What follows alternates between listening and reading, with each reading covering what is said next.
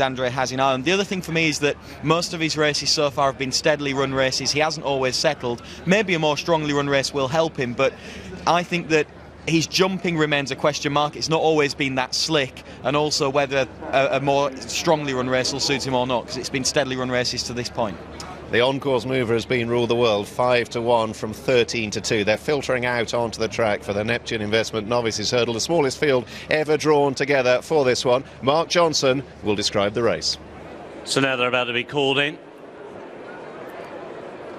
And they're off for the 2013 running of the Neptune Investment Management Novices Hurdle over 2 miles and 5 furlongs. Ubac on the inside of Pone Alexandre as they go over the first of the 10 flights. In third position, just trailing his hind legs through that flight, was Twiston-Davis. On that one's outside races Two Rockers alongside the new one, and out wider still is Rule the World, who's now pulled his way through to take third place on the run towards flight number 2.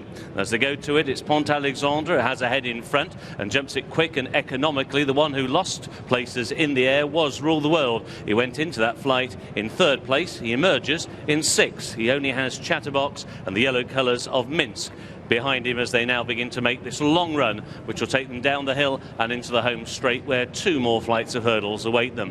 And it's Ruby Walsh and Pone Alexandre out in front by a neck, to Ubac on the inside and Jamie Moore in second. Ubac inclined to take quite a strong hold in the early stages. A length and a half away in third is the new one in the hands of Sam Twiston-Davis, and then Twiston-Davis racing in fourth position, another one who is straining the reins in the early stages. Rule the World is out deep on the track, followed by Two Rockers. Then the dark blue with the red cap through on the inside, Chatterbox in the hands of Barry Geraghty. And at the back of the field, Minsk and Danny Mullins as they face up to flight number 3 in the home straight, but still on the shoot as they now race on towards the racecourse proper.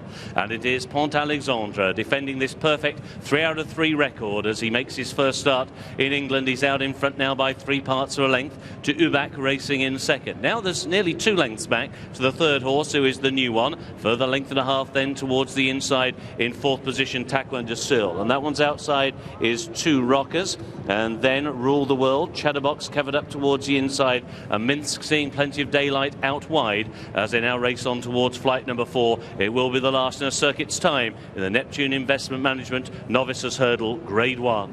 So they come towards the 4th, Pone Alexandre on the outside of Ubac as they rise over this flight, and Pone Alexandre stood a long way off that, put in an extravagant leap, and it lost in the lead because Ubac has moved through now on the inside, and with the help of the inside rail around the turn takes a fractional advantage to Pone Alexandre racing in second, and then in third Twiston-Davis. On that one's outside in fourth position is the new one, followed then by Rule the World, the maroon and the white star. Then Chatterbox still covered up towards the inside of Two Rockers, and still just last is Minsk as the tightly packed field of 8 head towards halfway now in the Neptune Investment Management Novices Hurdle.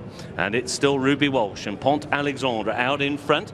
Ruby just steals a peek as he goes down this hill slightly as they go on towards flight number 5 to see where his main rivals are. He still has Ubac, the outsider, right on his flank on the inside.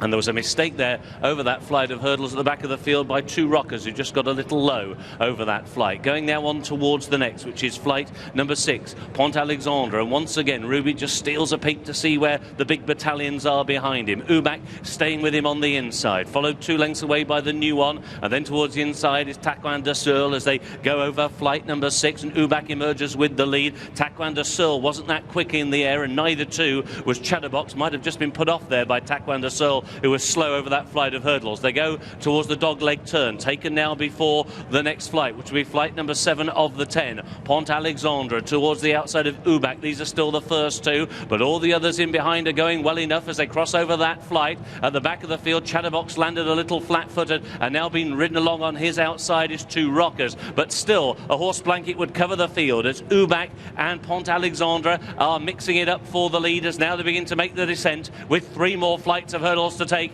in the Neptune, and it is Ubac on the outside of Pone Alexandre, bidding to give Willie Mullins his 5th winner already of the week. Then towards the outside is Rule the World, who's travelled well into the race, niggled along Twiston-Davis, and then between horses is the new one, followed by Chatterbox, who's still cutting every corner through on the inside. Mince now emerges on the wide outside. Pone Alexandre just had the lead, but Ruby now begins to niggle away with towards the outside. Now making a challenge is Rule the World and Davy Russell. whistle as now they begin to sprint down the hill. 3 furlongs to go, and Chatterbox has got a seam through on the inside of Taquin de Searle. Here's the second from home. Pone Alexandre, a slender lead. Chatterbox was not fluent as they now begin to make the turn. They've got a quarter of a mile to go and one more flight to take. Pone Alexandre is out in front. Rule the World around the outside, his nearest pursuer, and now ranges up towards the outside of Pone Alexandre. Also staying on now is the new one in the hands of Sam Twiston-Davis, and it's the new one now who claims the Irish Raiders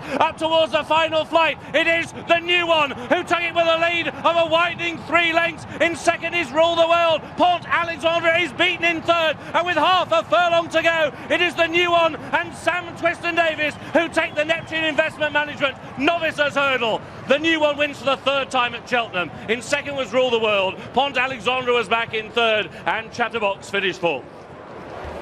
What a moment for Sam and Nigel Twiston-Davis. The new one justifies all their faith in him. Nigel saying he's just about the best he's trained. Well, he's confirmed that here. And tactically, Chris, a terrific ride from Sam Twiston-Davis. It was an excellent ride. They haven't gone that quick, and he delayed his challenges as long as he could, and he was always sat in a prominent position. He was about 3rd place in the early part of the race. I thought that he jumped a little bit slowly at 4 out, and that just took him from probably about 3rd to 5th, and he still managed to get back into it quite comfortably, because at that point they still hadn't begun to sprint for home really. It wasn't until they were coming down the hill that they really started to turn up the tempo, and the race was run to suit him really, because he is a horse who he sees out his trip, this kind of trip fine, but he's got a turn of foot, and he's made a similar kind of move to what he made last time out, Steve, but on the less stiff track and on less testing ground. That move has carried him clear of horses who probably aren't as quick as him, but have got maybe a little bit more stamina perhaps, but he's got class and speed.